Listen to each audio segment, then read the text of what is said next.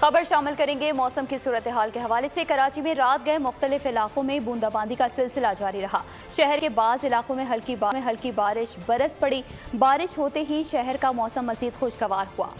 आज मुल्क के बेशतर इलाकों में मौसम गर्म और मरतूब रहेगा। कहीं हल्की और कहीं तेज़ बारिश का भी इम्कान है।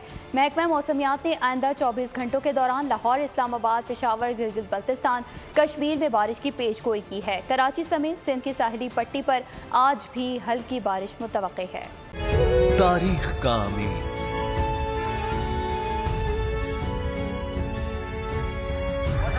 आजादी की अलामत,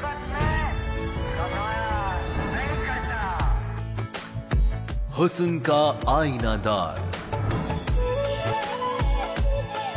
फिक्रो नजरिए की अक्कास, सरफराजी का गवाह, यानी हम सबका निगहबान पाकिस्तान।